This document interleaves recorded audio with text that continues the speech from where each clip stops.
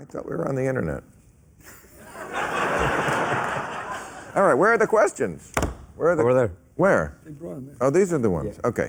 If a Republican is elected and rips up the Iran nuclear deal, what kind of ramifications will be for the rest of the world? Good question. Bad, I would say.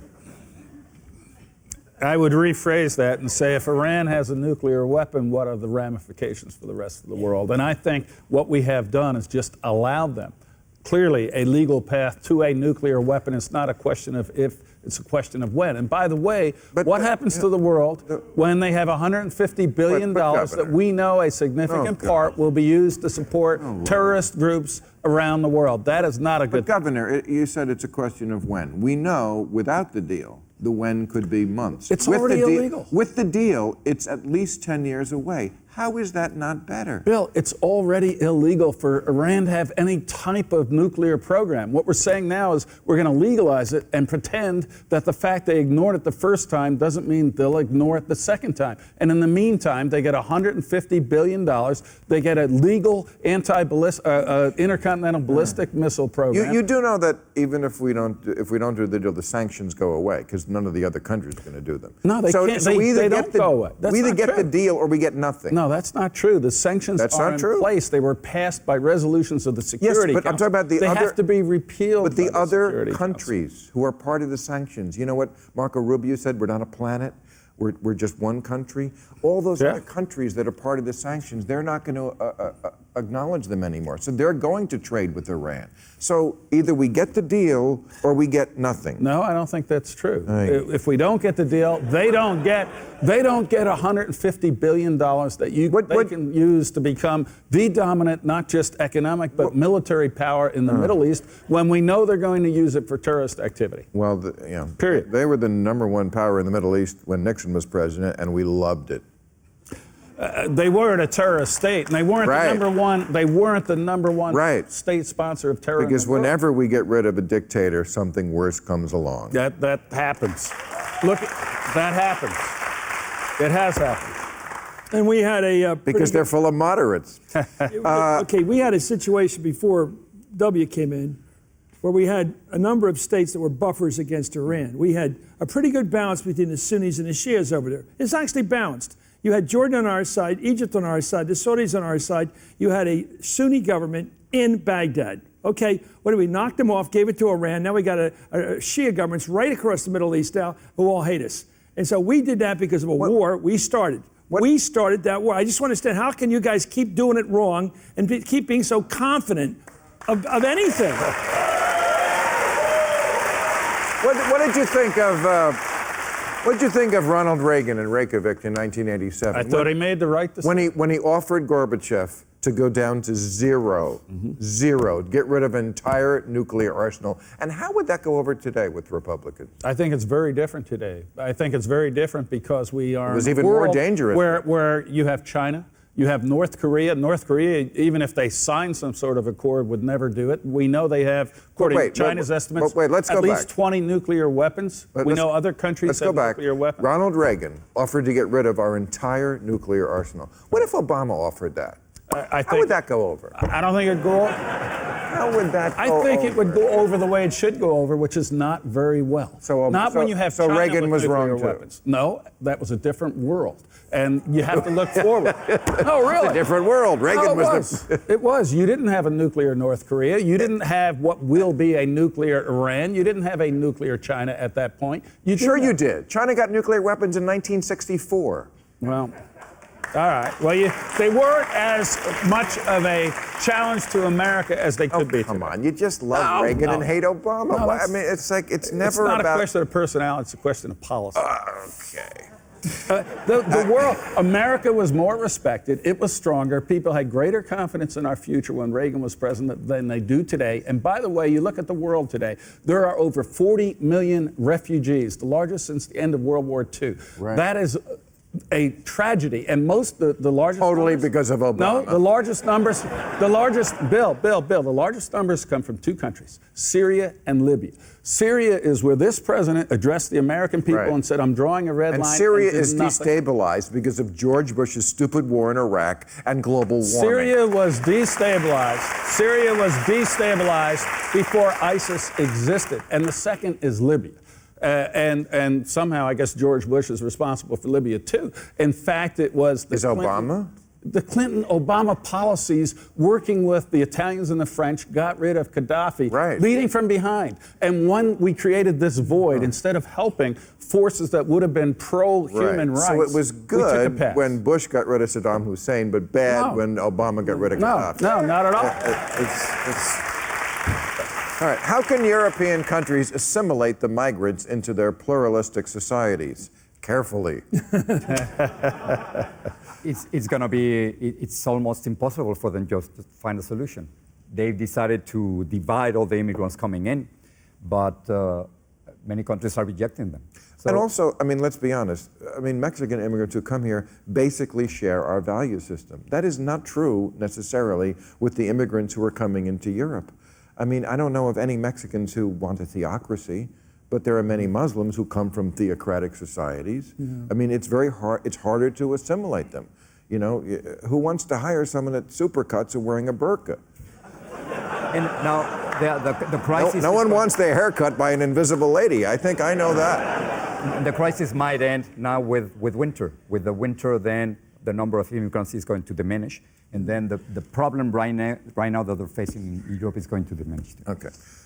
Let's see. Chris Matthews, does Trump's candidacy make us look foolish in the eyes of the world?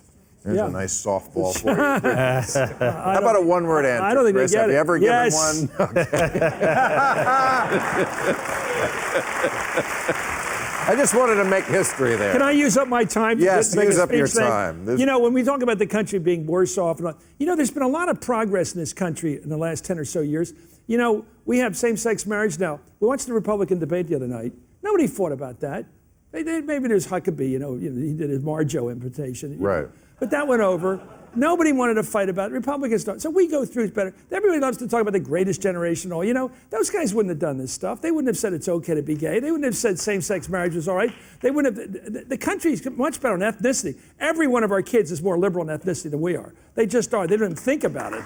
It never occurs to them. So it's just a better country. I don't know why we keep whipping ourselves and say we're not as great as we were. The greatest generation was wrong on so many things. The services were not integrated, right? Right. The gays were beaten up in the barracks. I'm sorry, the country is better now morally in many ways than it was under course. Reagan.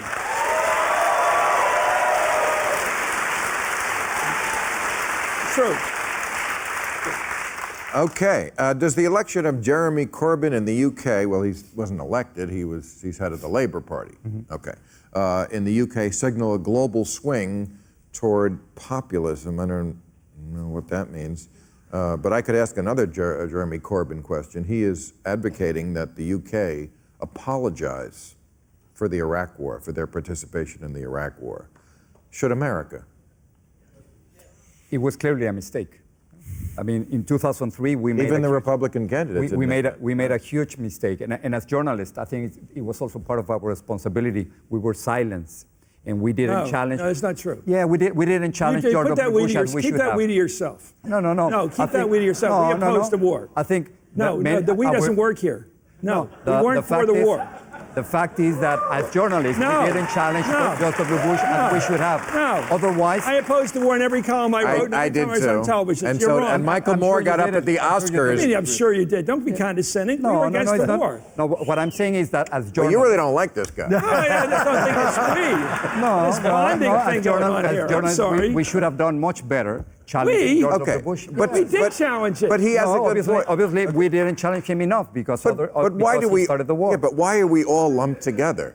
Why, some journalists didn't. Chris and I spoke out against the war. Michael Moore, like I was about to say, stood up at the Oscars and they all booed him, but he had the guts to say, we shouldn't do this and it's Right. immoral and not right. And there was lots of people. There was demonstrations all around the world. Lots of people were against this war, including some people in the Congress Not Hillary Clinton, not 28 Democrats, but lots of people. So, yeah, I mean, okay, let's not lump. No lumping. Okay. Barack Obama, Howard Dean, they all opposed the war. Yeah. So, good Right. people. Okay. Last question, and then I want to do my Ed Sullivan impression.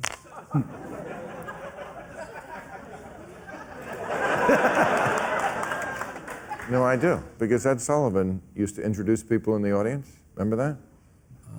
Remember when he used to do that? Arnold Palmer is in the audience. Hey. Ladies and gentlemen, our audience tonight, one of the greatest comedians of all time, Mr. Martin Short. Ladies and gentlemen, Martin Short is in our audience. Where is Mr. Martin Short? Martin Short.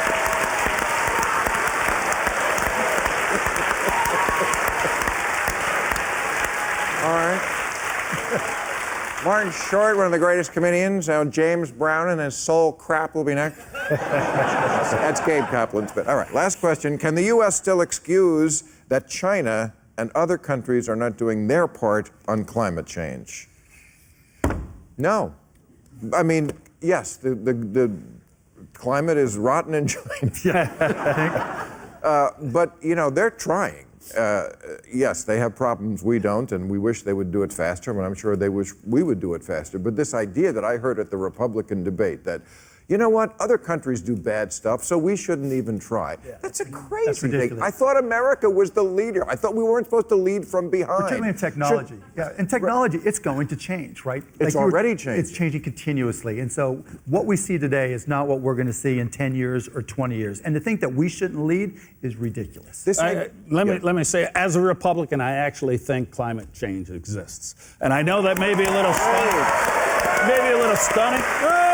And you're not alone. George Shultz does, Henry Paulson does, lots of... And I honestly think, though, Yes. America's not the problem, America's the solution. We produce now 16% of the greenhouse gases. Sure. What Mark is saying is absolutely right. What we have to do is develop technologies that allow us to decarbonize and at the same time grow our economy and create jobs. If we simply impose costs on America, we don't help the global But all the Republicans at the debate talk like the jobs are in coal, whereas solar now provides, I think, 10 times as many jobs as coal. The jobs in America are always in the next industry. Well, yeah, that's exactly right, because we're going to be creating new jobs that more than replace the jobs that are lost. Yeah. What did you And make create your new billions in? Typewriters, Mark? Streaming, right here. What we're doing on YouTube. Did you hear what Henry Ford said? If I'd asked people what they wanted, they would have said a faster horse. Exactly right. Right. Perfect way to end it. Thank you very much, ladies and gentlemen. Thank you. Thank you.